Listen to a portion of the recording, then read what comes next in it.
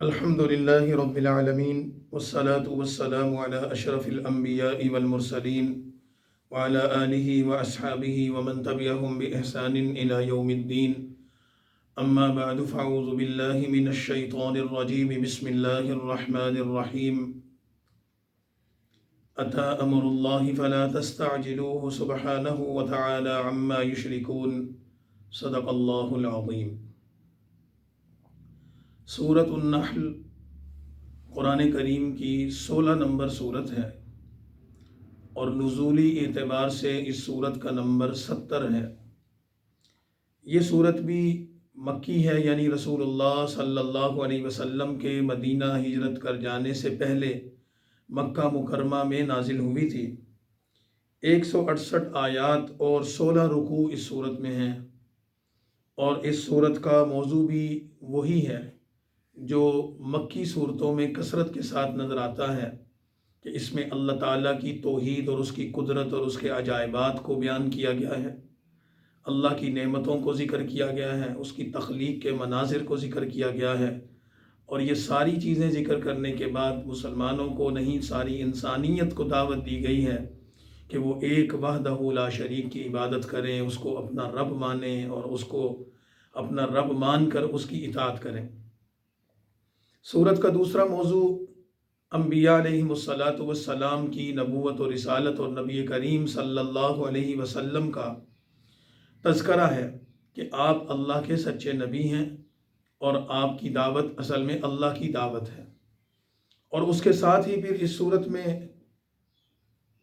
مرنے کے بعد زندہ ہونے کے حالات، قیامت اور جزا اور سزا کا نظام،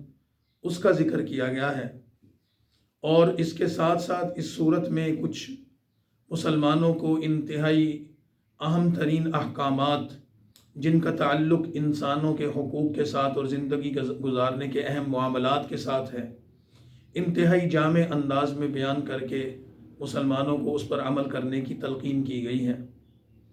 اور اس کے ساتھ ہی ساتھ کافروں کے شبہات اور اعتراضات کے جوابات ہیں، اور ان کی طرف سے آنے والے استہزاء و مذاق پر رسول اللہ صلی اللہ علیہ وسلم کو تسلی بھی دی گئی ہے۔ سورت کا نام نحل ہے، اور نحل عربی زبان میں شہد کی مکھی کو کہتے ہیں۔ اس سورت میں چونکہ آیت نمبر 68 اور 69 میں شہد کی مکھی کا ذکر آیا ہے، اس مناسبت سے اس سورت کا نام سورہ نحل رکھا گیا ہے۔ شہد کی مکھی اللہ کی ایک مخلوق ہے، اور اللہ تعالیٰ نے اس کو بھی دوسری مکھیوں کی طرح ایک عام مکھی ہی بنایا ہے، لیکن اللہ تعالیٰ نے اس مکھی میں جو ایک معمولی سی چھوٹی سی مخلوق ہے، ایسی حیرت انگیز صلاحیتیں پیدا کی ہیں، اور اللہ تعالیٰ نے اس کے اندر ایسے کمالات پیدا کیے ہیں کہ جس کو دیکھ کر، جس کو سن کر، جس کو سمجھ کر انسان اور اس کی عقل حیران رہ جاتی ہے۔ تو قرآن کریم نے شہد کی مکھی کا ذکر کیا ہے کہ تم غور کرو شہد کی مکھی پر کہ اللہ کیسا خالق ہے کہ شہد کی مکھی چھتا بناتی ہے تو اس کا چھتا بنانے کا عمل، یا شہد کی مکھیوں کا آپس کا نظام کہ کیسے وہ ذمہ داریوں کو آپس میں تقسیم کرتی ہیں۔ اسی طرح دور دراز کے علاقوں میں، جنگلات میں، باغات میں، فصلوں میں جا جا کر قطرہ قطرہ جمع کر کے شہد کا بنانا، اور اس کے اندر مٹھاس کا پیدا ہونا، ذائقے اور خوشبو کا پیدا ہونا، اس کا ہر عمل ہی بڑا عجیب ہے۔ شہد کی مکھی پر تحقیق کرنے والوں نے اللہ تعالیٰ کی اس مخلوق کے ایسے عجائبات بیان کیے ہیں کہ انسانی عقل دنگ رہ جاتی ہے۔ اور اگر آج کے سائنسی دور میں، ایجادات کے دور میں، تحقیق اور ٹیکنالوجی کے دور میں جو تحقیقات سامنے آئی ہیں، اس کے مطابق جب شہد کی مکھیاں اپنا چھتا بناتی ہیں تو کم از کم ایک چھتے میں 20 سے 30 ہزار تعداد تک خانے موجود ہوتے ہیں کہ جو وہ اپنی صلاحیت سے اس کو تیار کرتی ہیں، اور یہ خانے مسدس شکل میں ہوتے ہیں۔ اور اس کے ساتھ ہی اگر آج کے کسی جدید ترین آلے کے ذریعے اس شہد کی مکھی کے خانوں کی پیمائش کی جائے تو تقریباً وہ ہزاروں کی تعداد میں بننے والے خانے سارے ایک ہی طرح کے برابر ہوں گے، ان میں بال برابر بھی فرق نہیں ہوگا۔ تو یہ انجینئرنگ کا ایسا شاہکار، ایسا باکمال نمونہ تیار ہوتا ہے۔ پھر اس میں مختلف حصے ہیں۔ مثال کے طور پر اس شہد کے چھتے میں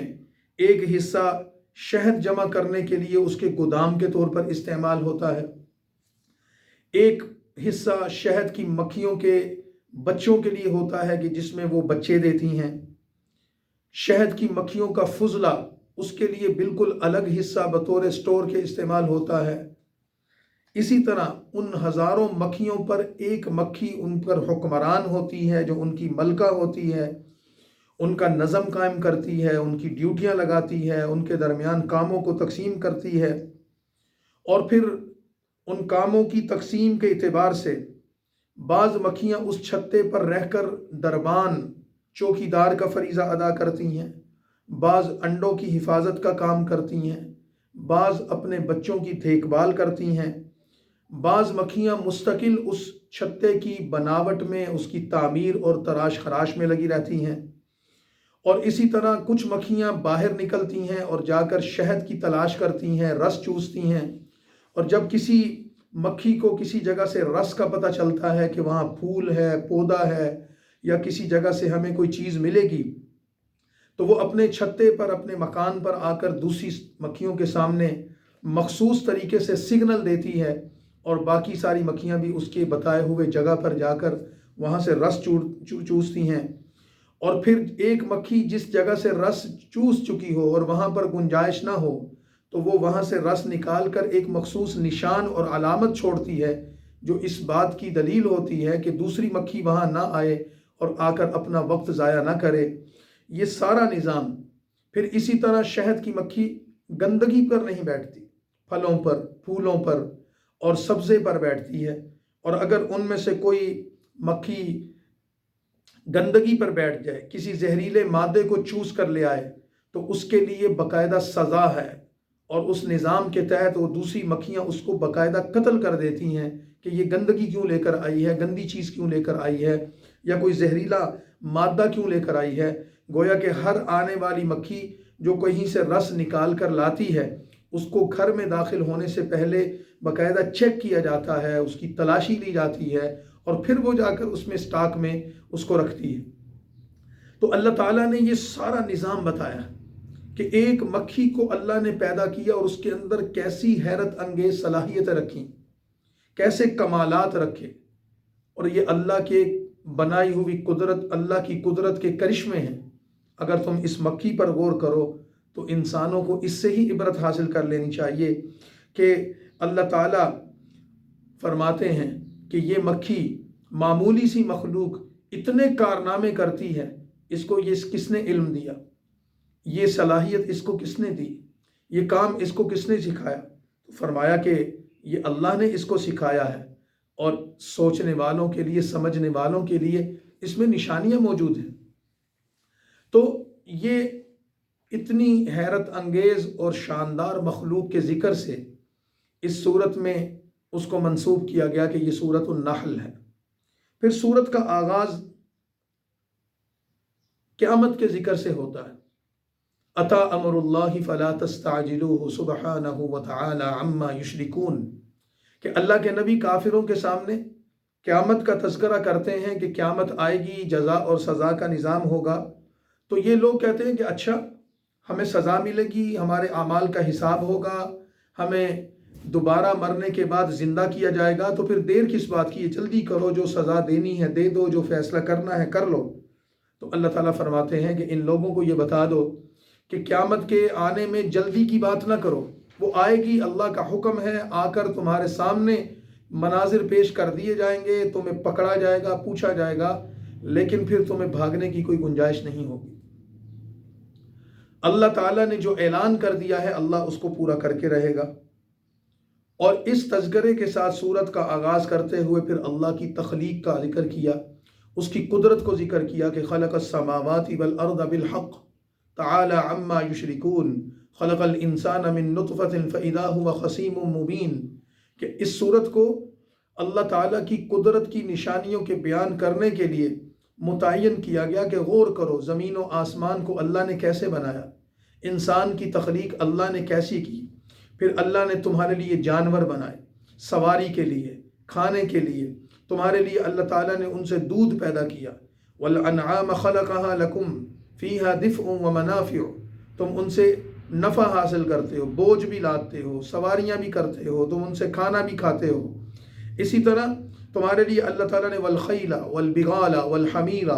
گھوڑے بنائے، خچر بنائے، تمہارے لیے گدھے بنائے، یہ ساری کی ساری چیزیں تمہارے بوجھ اٹھانے سواری کرنے کے لیے ہیں۔ وَيَخْلُقُ مَا لَا تَعْلَمُونَ، اور ایسی ایسی سواریاں مستقبل میں اللہ پیدا کرے گا کہ تمہیں اس کا اندازہ ہی نہیں ہے۔ تو جو لوگ کہتے ہیں نا کہ آج کے زمانے کی ایجادات کا ذکر قرآن میں ہے یا مستقبل میں جو چیزیں ہوں گی اس کا ذکر قرآن میں ہے، تو ان کو کہا جاتا ہے کہ ہاں اللہ تعالیٰ نے قیامت تک کے حالات کو قرآن میں بیان کر دیا ہے، وقت کے ساتھ ساتھ انسان کے سامنے آتی چلی جائیں گی۔ اب رسول اللہ صلی اللہ علیہ وسلم پر جب یہ صورت نازل ہوئی تو اس وقت سواری کے طور پر گدھا، گھوڑا، خچر، اونٹ یہ چیزیں استعمال ہوتی تھیں۔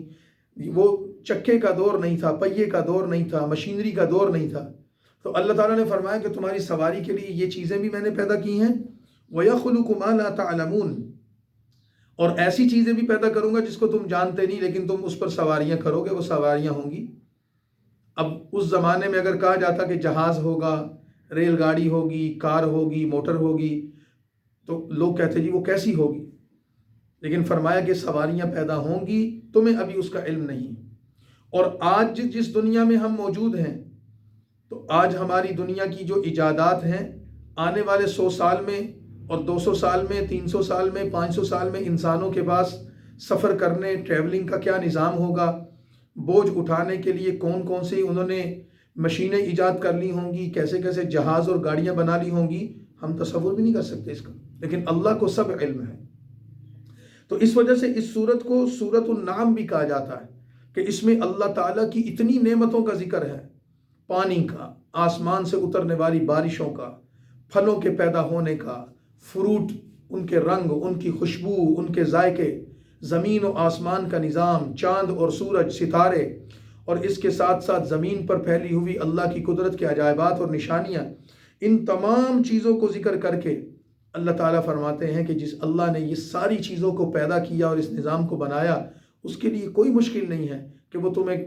قیامت کے دن زندہ کرے گا۔ اس وجہ سے اس سورت کا آغاز قیامت ہی سے کر کے مسلمانوں نہیں پورے انسانوں کو متوجہ کیا گیا ہے کہ جس اللہ نے اتنی بڑی کائنات بنا دی اس اللہ پر ایمان لاؤ۔ پھر اس صورت میں وحی کا اثبات کیا گیا کہ اللہ تعالیٰ نے اپنے نبی صلی اللہ علیہ وسلم پر جو کچھ نازل کیا ہے وہ حق ہے۔ پھر اللہ کی نعمتوں کی فہرست ذکر کر دی، ان نعمتوں کو تفصیل سے ذکر کرنے کے بعد انسان سے کچھ ایسی نعمتوں کا ذکر کیا کہ جو انسان کے سامنے موجود ہیں، اس کے باہر موجود ہیں، اس سے وہ فائدہ اٹھاتا ہے۔ کچھ نعمتیں ایسی ہیں جو انسان کے اندر موجود ہیں، جو انسان اس سے بھی نفع اٹھاتا ہے۔ انسان کے اپنے اعضاء کو دیکھ لیا جائے، اس کے اندر کے نظام کو دیکھ لیا جائے،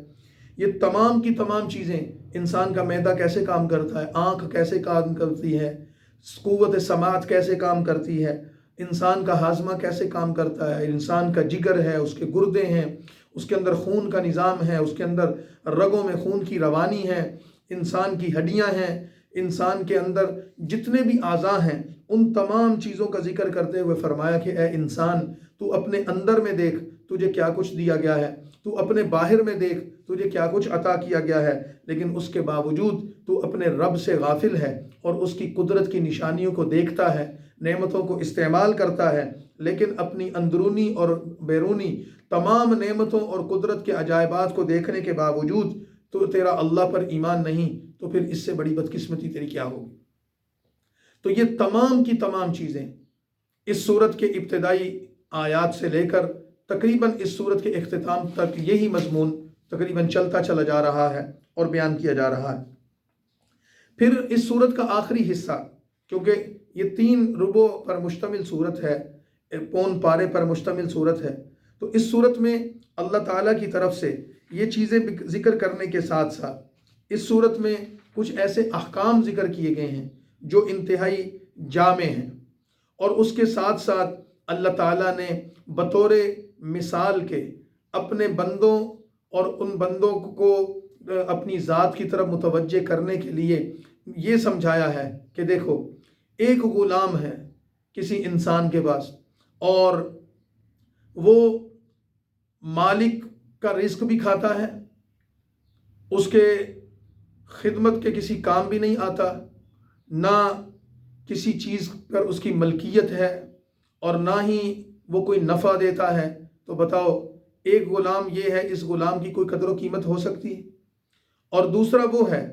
کہ جو سنتا بھی ہے، بولتا بھی ہے، کہتا بھی ہے، کرتا بھی ہے، مالک کے کام بھی آتا ہے، تو اس کی تو قدر و قیمت ہوگی۔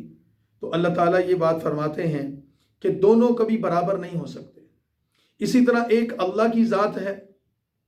تمہارے سامنے اللہ تعالیٰ کی اتنی نعمتیں ہیں، اس کی قدرت کی نشانیاں ہیں، جو کچھ اس نے تمہیں عطا کیا، تو وہ ایک خدا وحدہ لا شریک اور معبود حقیقی ہے۔ اور دوسری طرف تمہارے یہ معبود ہیں، نہ بولتے ہیں، نہ سنتے ہیں، نہ کہتے ہیں، نہ نفع اور نقصان دیتے ہیں، تو تم اور ان کو اور اللہ کو کیسے برابر کر سکتے ہو؟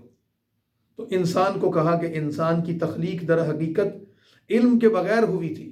اللہ تعالیٰ نے اس کو پیدا کیا تو یہ اپنی ماں کے رحم سے دنیا میں آیا، تو لا یعلمون شیئا، کسی چیز کو نہیں جانتا تھا۔ انسان کو مخاطب ہو کر کہا کہ جب تمہیں اللہ نے پیدا کیا، لا تعلمون شیئا، تم کسی چیز کو جانتے ہی نہیں تھے، جاہل مطلق تھے۔ پھر اللہ نے تمہارے لیے جعل لکم السمع والابصار والافئدہ، تمہیں سماعت، تمہیں بصارت اور تمہیں سوچنے سمجھنے کی صلاحیت دی، تو پھر بھی تم اللہ کا شکر ادا نہیں کرتے۔ تو یہ ساری چیزیں ذکر کر کے انسان کو متوجہ کیا جا رہا ہے کہ اللہ کی نعمتوں کا انکار نہ کرو۔ اور پھر وہ جامع احکام اس صورت میں ذکر کیے گئے، ان کی ایک فہرست ہے، اور وہ کیا ہے کہ رکوع نمبر 13 میں ان اللہ یأمر بالعدل والاحسان وایتاء ذی القربى وینہی عن الفحشاء والمنکر والبغی یعظکم لعلکم تذکرون، یہ سورہ نحل کی 90 نمبر آیت ہے، جس کے بارے میں حضرت عبداللہ بن مسعود رضی اللہ تعالیٰ عنہ فرماتے ہیں کہ یہ قرآن کی جامع ترین آیت ہے، خیر اور شر کے اعتبار سے سب سے بہترین، سب سے جامع آیت یہ ہے، اور دشمنان دین بھی، منکرین قرآن بھی اس آیت کو سن کر اس کی معجز ہونے کو اور اس کے جامع ہونے کو تسلیم کرتے تھے اور اس کی تعریف کرتے تھے۔ اور اس کی جامعیت کیا ہے کہ اللہ تعالیٰ نے اس آیت میں 2 پہلوؤں کو بیان کیا ہے۔ ایک تو اس میں عدل، احسان اور قرابت داروں کے ساتھ حسن سلوک کرنے کا حکم دیا گیا ہے، اور اسی طرح اس آیت میں 3 چیزوں سے، یعنی فحشاء اور منکر اور بغی، ان 3 چیزوں سے منع کیا گیا ہے۔ عدل کا حکم عام حکم ہے، مثال کے طور پر احکام کے اعتبار سے، معاملات کے اعتبار سے عدل کرنا ضروری ہے، فرائض اور واجبات میں عدل کرنا ضروری ہے، اولاد کے ساتھ، رشتہ داروں کے ساتھ، دوستوں اور دشمنوں کے ساتھ، اپنوں اور غیروں کے ساتھ، بیوی شوہر کے ساتھ، شوہر بیوی کے ساتھ، مالک خادم کے ساتھ، خادم اپنے مالک کے ساتھ، لوگ اپنے ملازموں کے ساتھ، اپنے پڑوسیوں کے ساتھ عدل اور انصاف کے ساتھ پیش آئیں۔ ایک تو یہ آیت اس بات کا حکم دیتی ہے۔ اسی طرح احسان، ان اللہ یأمر بالعدل والاحسان، اللہ تمہیں حکم دیتا ہے کہ عدل بھی کرو اور احسان بھی کرو۔ احسان کا تعلق اللہ کی ذات کے ساتھ بھی ہے کہ اللہ تعالیٰ کی عبادت ایسے کرو کہ گویا کہ تم اس کو دیکھ رہے ہو، اور احسان کا تعلق انسانی جماعت کے ساتھ، خاندان کے ساتھ اور قرابت داری کے ساتھ بھی ہے، یہاں تک کہ حیوانات کے ساتھ بھی ہے کہ کوئی پرندہ، کوئی جانور بھی اگر تمہارے ہاتھ میں ہو تو تم اس کے ساتھ بھی حسن سلوک کرو، اس کو تکلیف یا اذیت نہ دو۔ اور اسی طرح وایتاء ذی القربى، اور اللہ تعالیٰ تمہیں حکم دیتے ہیں کہ قرابت داروں کے ساتھ حسن سلوک کے ساتھ پیش آؤ، یعنی اپنے قریبی رشتہ داروں کی، مستحقین کی، کمزور لوگوں کی مدد کرنا اور ان کا تعاون کرنا، یہ آیت اس کا بھی تقاضا کرتی ہے۔ اور جن 3 چیزوں سے منع کیا گیا ہے ان میں ایک چیز فحشاء ہے، وَيَنْهَا عَنِ الْفَحْشَاءِ، فحشاء میں کون کون سی چیزیں شامل ہیں؟ زنا کرنا، لواطت کرنا، शराब पीना, जुआ खेलना, कुमारबाजी करना, गंदी मजालिस का हिस्सा बनना, गंदे आमाल करना, बदकिरदारी करना, फहाशी और औरियानी के कामों में हिस्सा लेना, ये सारे फाहशा हैं, इससे अल्लाह ने मना कर दिया। इसी तरह मुनकिरात, वो तमाम आमाल जो शरीयत की नज़र में बुरे हैं, जिससे इंसानी फितरत, इंसान की सलीम फितरत भी बुराई महसूस करती है और उससे तरफ़ुर हासिल करती है, हर वो चीज़ जिसमें बुराई है, गंदगी है, उससे बचना, इससे मना किया गया। इसी तरह बग़य कि इंसानों की इज़्ज़त और हुर्मत और इनके अम्वाल, इनकी जानों पर ज़्यादती करना, उनके मालों को नुकसान पहुँचाना, उनकी इज़्ज़त को नुकसान पहुँचाना, उनकी जानों को नुकसान पहुँचाना, ये बग़य में शामिल है, इससे भी मना किया गया है। नबी पाक सल्लल्लाहु अलैहि वसल्लम का इरशाद है कि ला युमिनु अहदुकुम हत्ता अकूना अहब्बा इलैहि, रसूलुल्लाह सल्लल्लाहु अलैहि वसल्लम ये फरमाते हैं कि तुम में से मोमिन कौन है? अल मुस्लिमु मन सलिमल मुस्लिमून मिन लिसानिही व यदिही, कि जिसके हाथ से दूसरे मुसलमान को हिफाजत हो, जिसकी ज़बान से दूसरे मुसलमान को हिफाजत मिले, तो वो मुसलमान है। तो ये आयत सही इस्लाम की दावत देती है कि पक्के मुसलमान बनने की दावत देती है। और फिर इस सूरत का इख्तिताम हज़रत इब्राहीम अलैहिस्सलातु वस्सलाम के ज़िक्र पर किया गया कि तुम्हें इस पूरी सूरत में अल्लाह की नेमतें बयान करके ये दावत दी गई है कि आओ अल्लाह की नेमतों और उसकी कुदरत की निशानियों को देखकर उस पर ईमान लाओ। जैसे कि हज़रत इब्राहीम अलैहिस्सलातु वस्सलाम तौहीद पर जमे रहे, अल्लाह ताला का इकरार करते रहे, और उसके साथ ही हजूर सल्लल्लाहु अलैहि वसल्लम को बताया गया कि आप मिल्लत इब्राहीम पर कायम हैं, और आप सल्लल्लाहु अलैहि वसल्लम लोगों को हिकमत और मवाइज़ हसना के साथ अल्लाह ताला की तरफ बुलाते हैं। और इसमें आने वाली मुसीबतें, तकलीफ़ें, परेशानियाँ जो काफिरों की तरफ से आप पर आ रही हैं और जो हालात आपके लिए मुश्किलात पैदा कर रहे हैं, उस पर आप सब्र करें। और रसूलुल्लाह सल्लल्लाहु अलैहि वसल्लम को ये बात बता दी गई कि अगर आपको कोई तकलीफ़ दे, अगर आपको कोई अजियत दे और आप उससे बदला लेना चाहें तो ये आपका हक है। व इन आक़बतुम फ़आक़िबू बिमिस्लि मा उक़िबतुम बिही, वो आपका हक है। लेकिन अगर आप सब्र करेंगे, बर्दाश्त करेंगे, तो सब्र करना अजर और सवाब से खाली नहीं है। इस सब्र के नतीजे में दुनिया में भी आपको इज़्ज़त और मकाम मिलेगा, और इस सब्र के नतीजे में अल्लाह ताला आखिरत में भी आपको अजर और सवाब और मर्तबा और मकाम अता फरमाएंगे। सूरत का आगाज़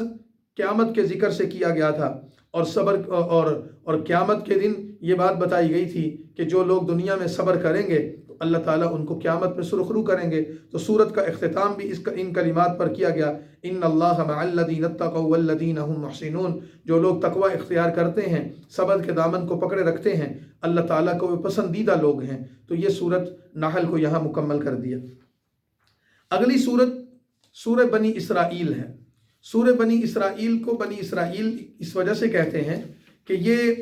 इसके आगाज़ ही में बनी इसराइल के हालात और उनके दो वाक़यात को ज़िक्र किया गया है।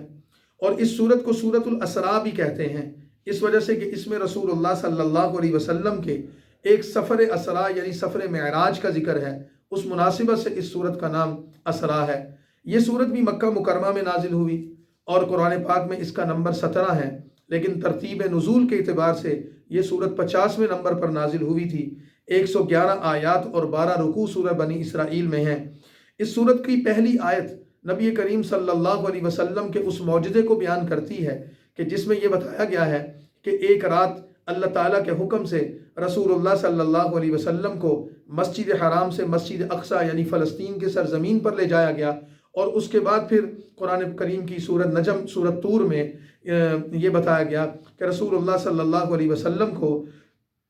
मस्जिद अक्सा फ़लस्तीन से आसमानों पर बुलाया गया, आसमानों की सैर करवाई गई, मेराज का सफ़र हुआ, अल्लाह के अर्श पर पहुँचे, जन्नत को देखा, दोज़ख को देखा, आखिरत के अहवाल को देखा, अल्लाह ताला से मुलाकात हुई, अल्लाह ने आप पर इनामात किए, आप पर अहकाम नाजिल किए। वो सारा सफ़र यहाँ जिक्र किया गया है।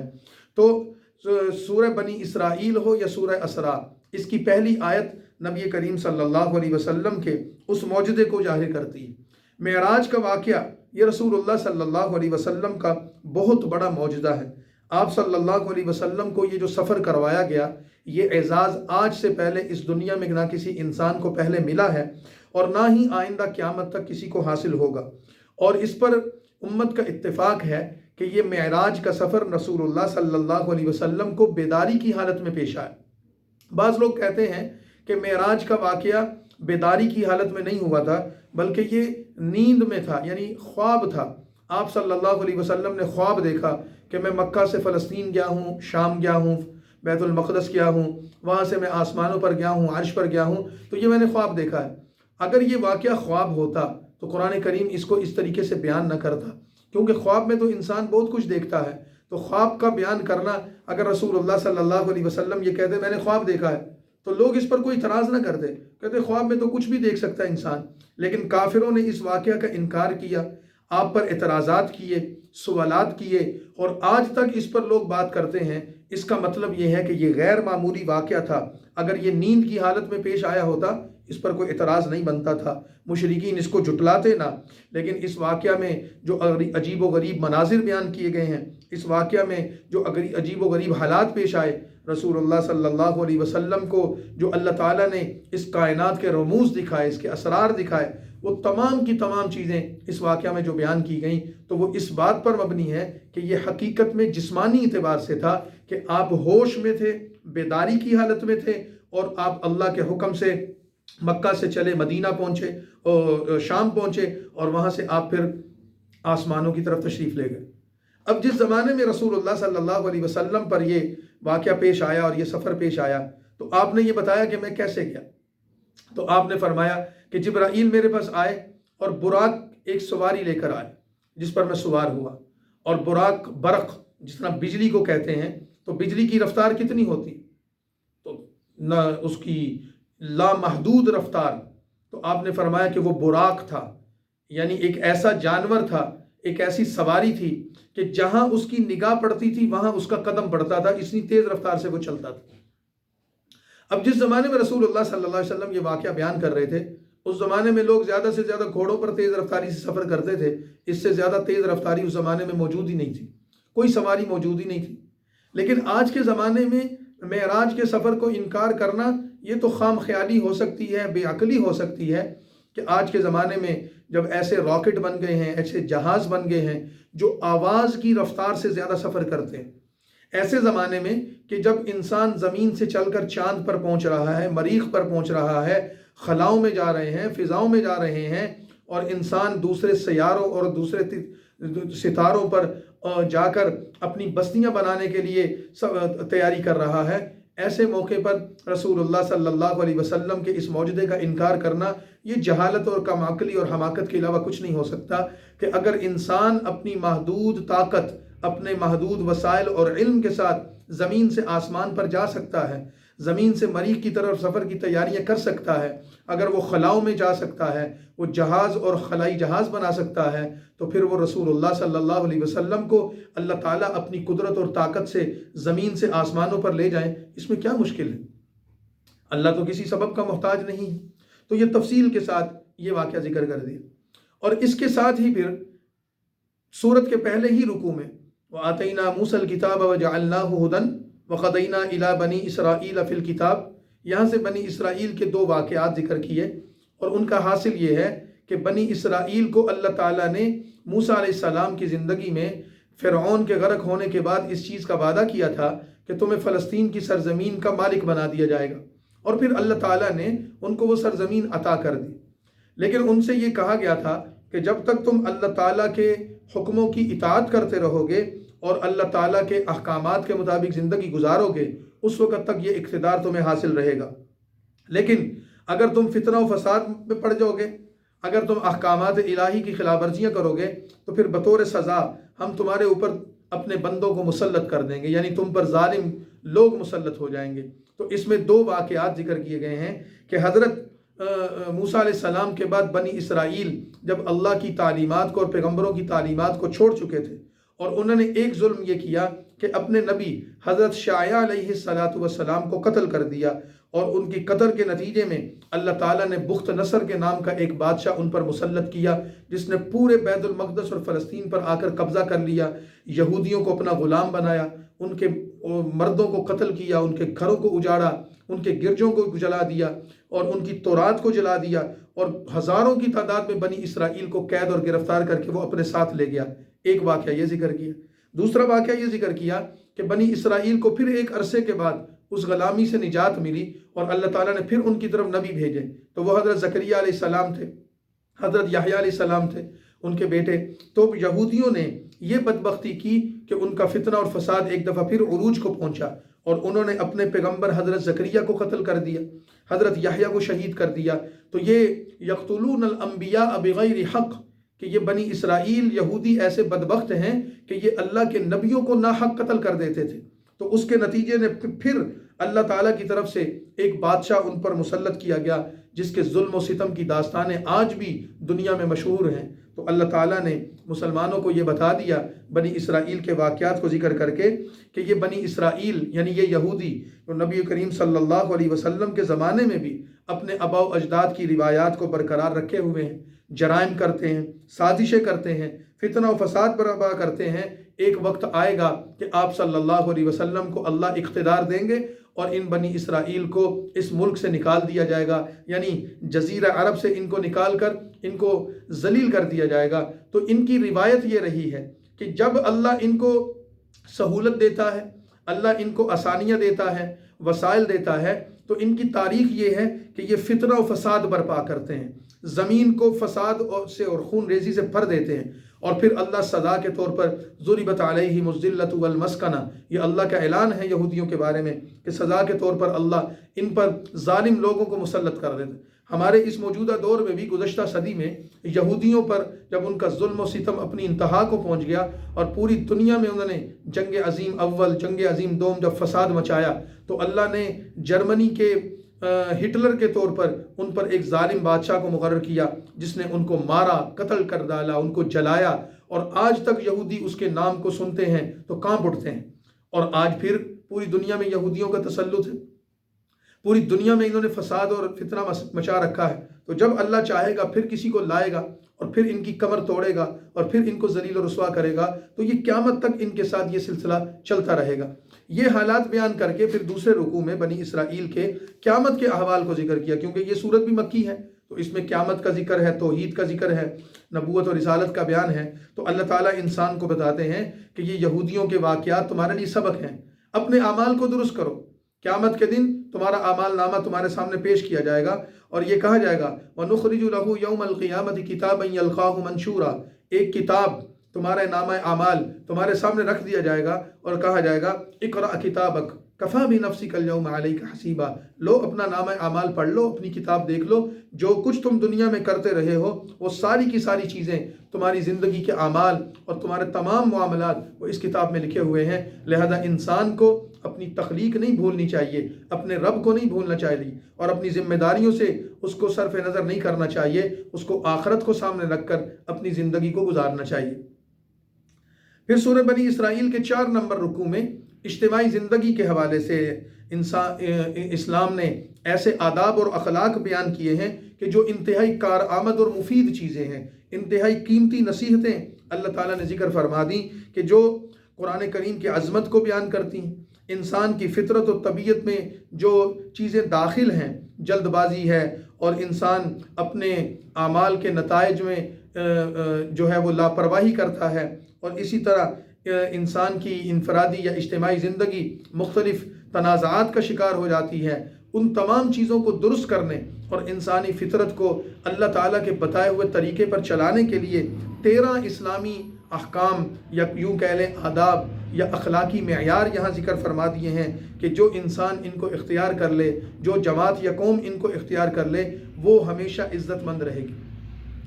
13ویں رکوع میں اس کی 4تھے رکوع میں اس کی تفصیل ذکر کی گئی۔ مثال کے طور پر وَلَا تَقْتُلُوا أَوْلَادَكُمْ خَشْيَةَ إِمْلَاقٍ، اور اس سے پہلے اللہ کی توحید کی بات کی گئی۔ سب سے بنیادی بات یہ کی گئی کہ مسلمانوں ان 13 چیزوں کا خیال رکھو۔ مثال کے طور پر نمبر 1 اللہ کے سوا کسی کی عبادت نہ کرنا، نمبر 2 والدین کے ساتھ بھلائی اور حسن سلوک کرنا۔ والدین کے ساتھ بھلائی اور حسن سلوک کرنے کا بات یہ ہے کہ تمہارے والدین تمہارے دنیا میں آنے کا ذریعہ ہیں۔ وَقَضَىٰ رَبُّكَ أَلَّا تَعْبُدُوا إِلَّا إِيَّاهُ وَبِالْوَالِدَيْنِ إِحْسَانًا، اللہ کی عبادت کرنے کے بعد سب سے ضروری چیز تمہارے ذمہ یہ ہے کہ تم اپنے والدین کی اطاعت و فرمانبرداری کرو اور ان کو تکلیف نہ دو، کیونکہ اللہ تمہارا خالق ہے پیدا کرنے والا، اس وجہ سے اس کی عبادت کرنی ہے، اور تمہارے والدین تمہارے اس دنیا میں آنے کا ذریعہ ہیں، اس وجہ سے ان کا ادب و احترام کرنا ہے۔ پھر فرمایا کہ رشتہ داروں، مسکینوں اور مسافروں کو ان کا حق ادا کرنا ہے۔ نمبر 4، اپنے مال کو فضول خرچی میں نہ اڑاؤ،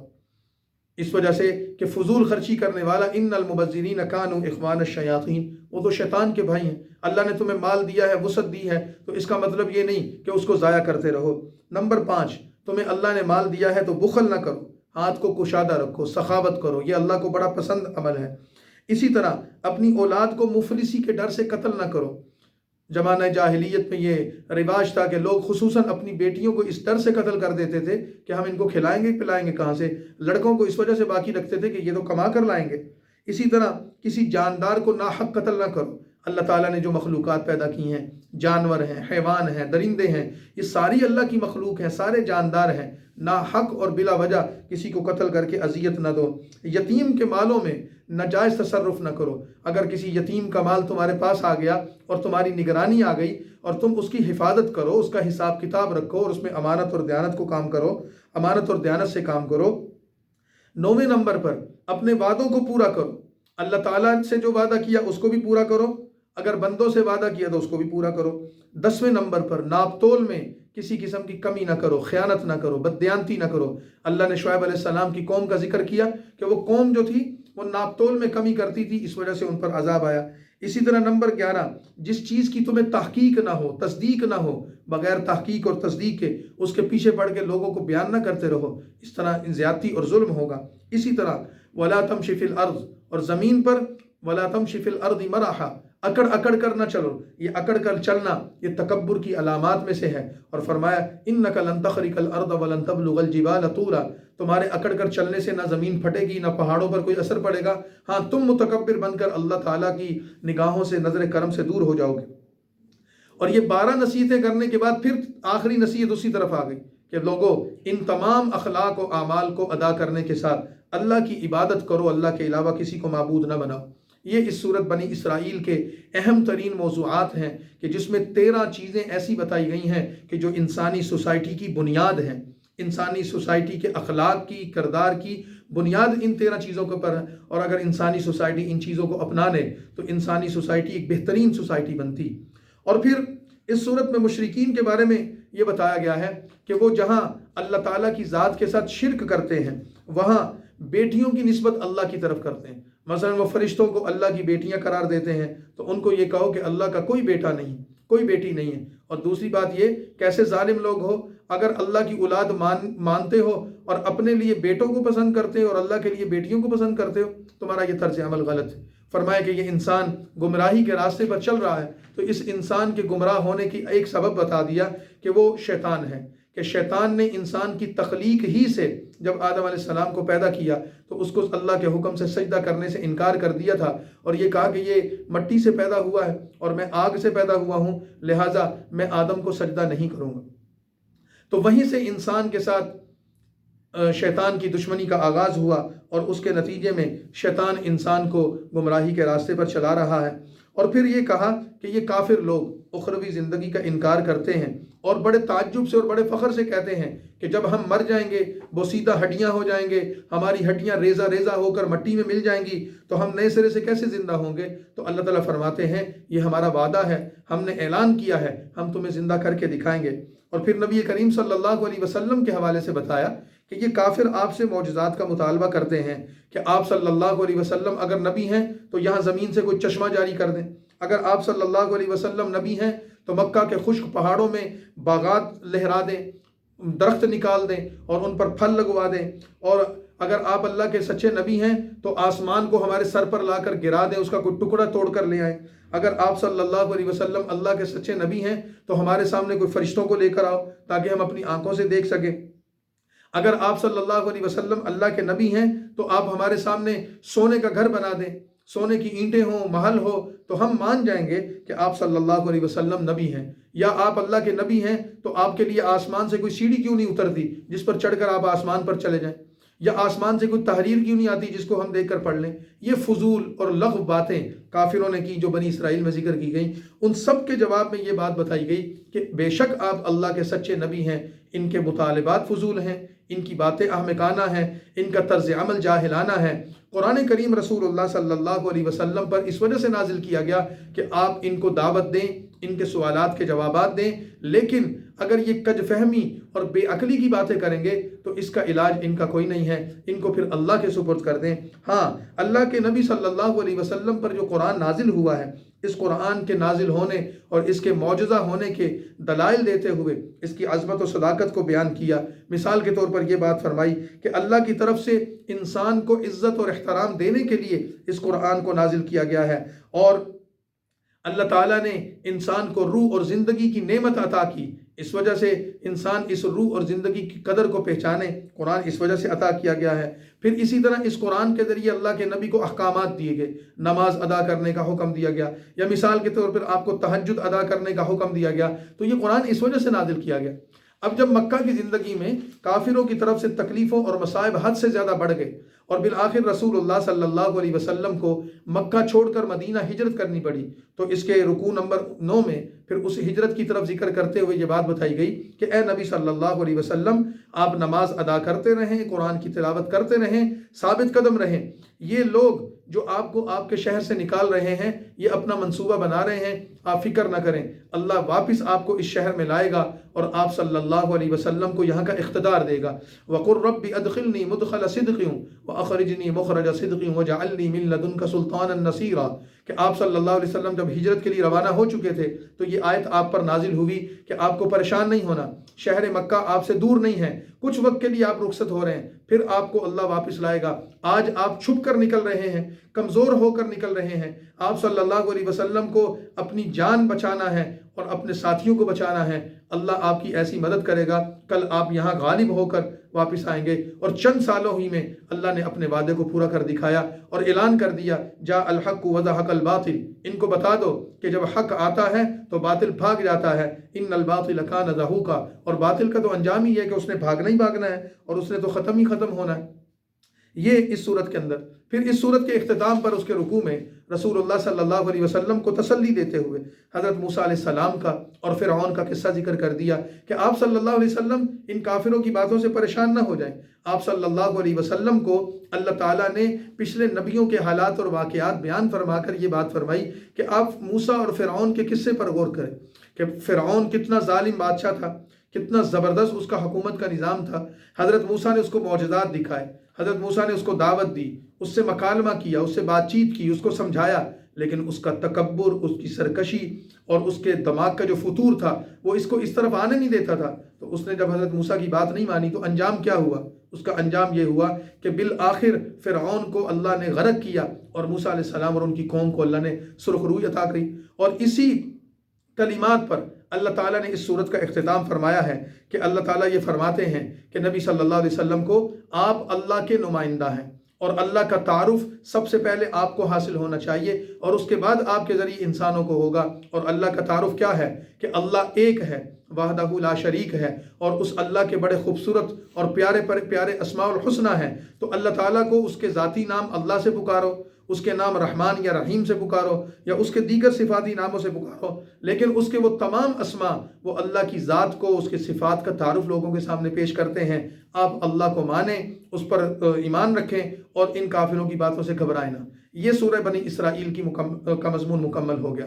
نبی پاک صلی اللہ علیہ وسلم کے سامنے مشرکین مکہ نے ایک دفعہ کچھ لوگوں کو بھیجا اور کچھ سوالات پیش کیے، اور سوالات کی بنیاد یہ تھی کہ مکہ کے سرداروں نے ایک وفد مدینہ بھیجا، ہجرت سے پہلے کی بات ہے یہ، ایک وفد مدینہ بھیجا اور مدینہ میں اور اس کے ارد گرد رہنے والے یہودیوں کے پاس، اور ان کو جا کر کہا کہ تمہیں پتہ ہے کہ ہمارے شہر میں ہمارے قبیلے کا ایک بندہ وہ اپنے آپ کو اللہ کا نبی کہتا ہے، اس نے نبی ہونے کا دعویٰ کیا ہے، تو تم ہمیں بتاؤ، تمہارے پاس آسمانی کتابیں موجود ہیں، تم بھی پچھلے نبیوں کے ماننے والے ہو، تم ہمیں یہ بتاؤ کہ کوئی ایسا معیار کہ جس سے ہمیں یہ پتہ چل جائے کہ یہ سچا نبی ہے یا جھوٹا نبی ہے، نعوذ باللہ۔ تو یہودیوں نے ان کو یہ کہا کہ تم 3 سوال ان سے جا کر کرو. ہم تمہیں 3 سوال بتاتے ہیں، تم 3 سوال ان سے جا کر کرو. اگر وہ اللہ کا سچا نبی ہوگا تو ان 3 سوالوں کے یہ جواب دے گا، اور جواب بھی بتا دیے. اور اگر وہ اللہ کا سچا نبی نہیں ہوگا، اگر جھوٹا ہوگا اور ایسے ہی اپنے آپ کو نبی کہتا ہوگا، تو وہ ان 3 سوالوں کے جواب ایسے نہیں دے گا جیسے ہم بتا رہے ہیں، کیونکہ ان 3 سوالوں کا جواب وہی شخص دے سکتا ہے جس کے پاس وحی کا علم ہو. وہ 3 سوال کیا تھے؟ ان 3 سوالوں میں سے ایک سوال یہ تھا کہ روح کسے کہتے ہیں، روح کی حقیقت کیا ہے. دوسرا سوال یہ تھا کہ ان لوگوں کا واقعہ کیا ہے کہ جو چند نوجوان تھے اور وہ اپنے شہر کو چھوڑ کر کسی غار میں جا کر چھپ گئے تھے، اس کی تفصیلات بتاؤ. اور تیسرا یہ کہ وہ کون سا بادشاہ تھا کہ جس نے مشرق اور مغرب میں حکومت کی اور مشرق اور مغرب میں سفر کیا اور روئے زمین کے اکثر حصے پر اس کا اقتدار اور بادشاہت قائم تھی، وہ کون تھا. یہ 3 سوال بتا دو. اس بادشاہ کے متعلق بتاؤ، غار والوں کے متعلق بتاؤ، اور روح کے متعلق بتاؤ. اور پھر خود ہی انہوں نے ان سوالوں کے جواب بھی دے دیے کہ تم ان کو جواب نہ بتانا، ان جوابوں کو اگر وہ بیان کر دیں تو سمجھ لینا اللہ کے سچے نبی ہیں، اور اگر نہ بیان کریں یا کوئی اور بات کریں تو جھوٹے نبی ہیں. تو رسول اللہ صلی اللہ علیہ وسلم کے پاس کافر آئے، انہوں نے آپ صلی اللہ علیہ وسلم سے سوالات کیے، تو نبی کریم صلی اللہ علیہ وسلم نے تینوں باتوں کا وہی جواب ارشاد فرمایا جو یہودیوں نے پہلے نشاندہی کر دی تھی. وہ اس بات کی دلیل بن گیا کہ اللہ کے نبی سچے ہیں. ان 3 سوالوں میں سے ایک سوال اس سورہ بنی اسرائیل کے رکوع نمبر 10 میں ذکر کیا گیا ہے، وَيَسْأَلُونَكَ عَنِ الرُّوحِ، کہ آپ صلی اللہ علیہ وسلم سے یہ سوال کرتے ہیں کہ روح کیا ہے. تو آپ ان کو بتا دیں قُلِ الرُّوحُ مِنْ أَمْرِ رَبِّي، کہ روح اللہ کا ایک حکم ہے. وَمَا أُوتِيتُم مِّنَ الْعِلْمِ إِلَّا قَلِيلًا، اس سے زیادہ تمہیں اس کا کوئی علم نہیں. اب روح ہر انسان کے اندر موجود ہے، ہر جاندار میں روح موجود ہے، ہر چیز میں کسی نہ کسی درجے میں روح موجود ہے. لیکن اس روح کی حقیقت کیا ہے، ماہیت کیا ہے، وہ کیسی ہوتی ہے، اس کا رنگ روپ کیا ہے، اس کی تفصیل کیا ہے، کچھ کسی کو علم نہیں. اللہ تعالیٰ فرماتے ہیں اس کا علم تمہارے پاس ہے ہی نہیں. تو رسول اللہ صلی اللہ علیہ وسلم نے روح کی کوئی اور چیز بیان کرنے کی بجائے یہ بات فرما دی کہ قُلِ الرُّوحُ مِنْ أَمْرِ رَبِّي، اللہ کا حکم ہے، اس کے علاوہ میں کچھ نہیں جانتا. تو ان کے ایک سوال کا جواب سورہ بنی اسرائیل میں آ گیا. ان کے 2 سوالوں کا جواب کہ غار والے کون تھے اور وہ بادشاہ کون تھا جس نے مشرق و مغرب میں حکومت کی، اس کا جواب اگلی سورت سورہ کہف میں آ رہا ہے، جو قرآن کریم کی 18 نمبر سورت ہے. اس کو انشاءاللہ ہم کل بیان کریں گے. وآخر دعوانا الحمدللہ رب العالمین.